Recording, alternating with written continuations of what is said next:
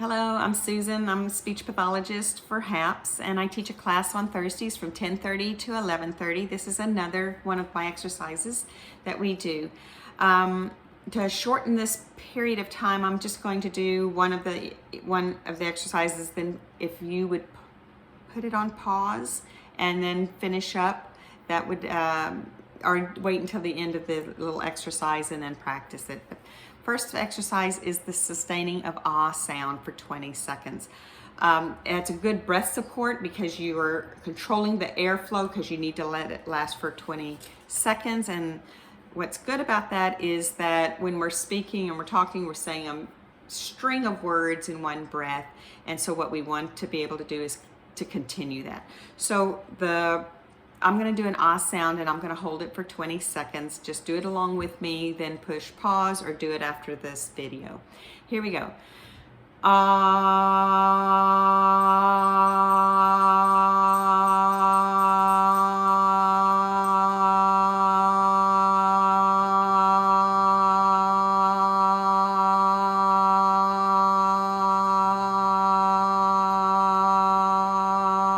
Great. Next on the list is the E sound, a high-pitched E sound. What we want to do is that brings the larynx up, and then the larynx kind of tilts forward, stretches the vocal cords, which gives us a higher pitch and sound. And of course, typical of Parkinson's, the voice is very monotone. We want to continue that inflection of our voice when we're speaking. So it's a high-pitch E. We'll do it about 5 times, holding for 2 to 3 seconds. So here we go. And do it again. Do it again. Do it again. Do it again. One right after another, and that's what's very important for that. Next on the list is puckering, holding for 60 seconds. Last 10 seconds, pull tighter. So you're doing this. And you want to contract this orbicularis. You're stretching the buccinator muscle. And the last 10 seconds are to make sure that you've got a good hold. You know, you've got the strength. You're keeping that nice and tight so all the muscles are contracted, or the muscle is contracted. So you're holding that for 60 seconds, and you do that on your own. Then after you do it with the pucker, then you move to the smile. You'll feel that sensation of this muscle stretching and this one contracting, more so the orbicularis. So you're holding a smile and holding that for 50 seconds, and then the last 10 seconds you want to pull tighter. So do that. Pardon me. And then one of the other exercises after doing that is the Masako, and Masako is sticking your tongue out and doing about 5 swallows. And I think I've explained on a previous video that if this is your tongue, this is the posterior pharyngeal wall. Normally when you swallow, the tongue goes back. But here you're having your tongue holding your tongue between your teeth and lips, so it's extended, making this posterior pharyngeal wall move forward. It has to make a contact, or a good contact, for swallowing, because it's all these. Your lips are a valve. Your your soft palate is a valve. That's what keeps milk from coming out through your nose, or water coming out of the nose. And then your tongue to the posterior pharyngeal wall is a valving, and then the epiglottis is a valve, and then your vocal cords is the last valve that protects your airway. Also, it gives you your voice. So you're sticking your tongue out and you're swallowing. So I'm going to get a little closer, and then do that about 5 times. You'll probably need to take a couple of sips of water to moisten your mouth so that you have something to swallow. But don't take a sip of water and try to do this, because you're leaving that tongue out. That tongue actually has to hit, and you want to make sure it does hit. So just do a normal swallow with the water, but then do the exercises, and it's called the Masako. The next exercise that's also good for swallowing is the Mendelson. It's called the Mendelson Maneuver, and you're doing a normal swallow, but you stop in the middle of the swallow. So you're going.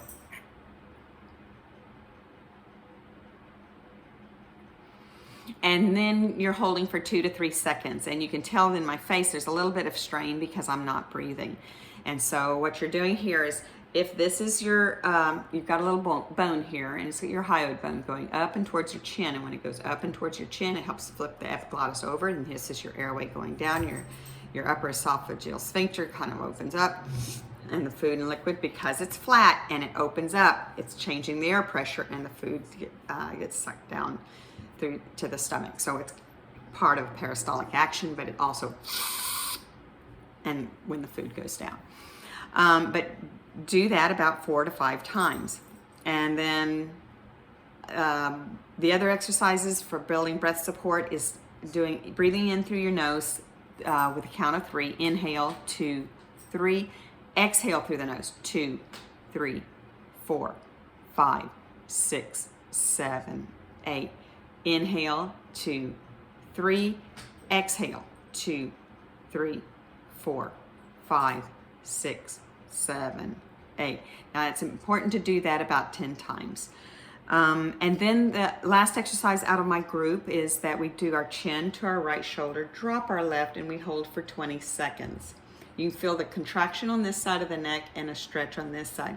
Then feel that sensation when you do it. Move your head to the other side and you drop the right shoulder. So now you're stretching what was contracted and you're contracting what was extended. And you hold for 20 seconds. Next is right ear to right shoulder. Drop your left, pull it back so that you're getting a little more anterior here. And you hold for about 20 seconds. Then you do the same on this side. And you drop your left ear to left shoulder, and then drop your right and pull it back so it has a little bit of extension. It's all along the side here. And then it moves a little bit forward, and hold for 20 seconds. Last 20 seconds of these 5 exercises right here is that you're dropping your chin to chest, stretching the muscles on either side of the cervical spine, and hold for about 20 seconds. Okay, so after we do all those exercises in class, then we do some kind of critical thinking or cognitive exercises, and we do those. So now this one is, the last little bit is, we're going to do word retention. So I'm going to give you a list of 5 words, or I'm going to say 5 words, and then I'm going to say, what was the third word, or what was the first word? You don't know until after I say it. So I'm going to give you the words, and then I'm going to say, what was the whatever number, where it was in the lineup, and then you tell me. And then what I'll do is I'll say what the actual word should have been that you remembered. And I know all of y'all will remember them. Okay, here we go. So I'm going to say 5 words. Hat, brow, tie, hair, cap. What was the third word? Tie. Clock, month, hour, minute, time. What was the word before minute? Picture, tapestry. Oh, wait a minute. The word before minute was hour. Sorry, I get ahead of myself here. Okay, next on the list is, this is number 3. Picture, tapestry, wall, mirror, portrait. What were the second and fourth words? You would have said tapestry and mirror. Camera, flicker, film, snap, exposure. What was the third to the last word? Film. Number 5. Dirt, sweep, broom, floor, dustpan. What was the first and the third word?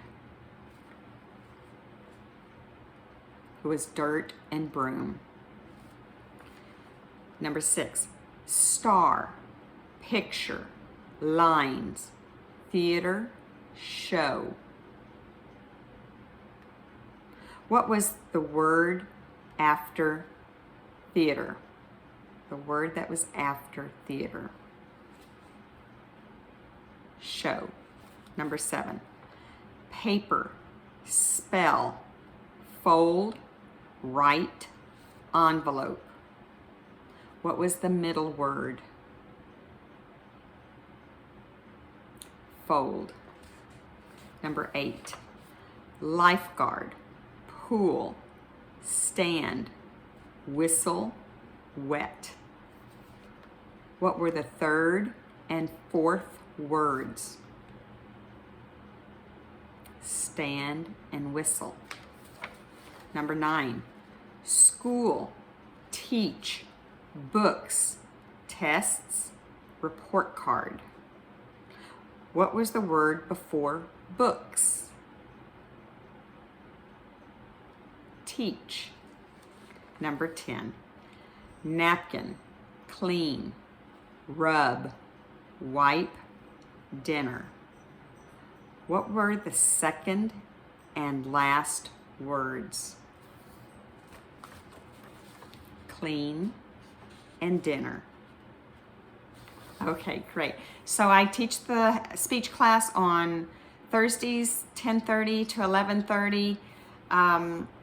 We won't have class over the week of Thanksgiving, so I'll see y'all either this coming week or in December, okay?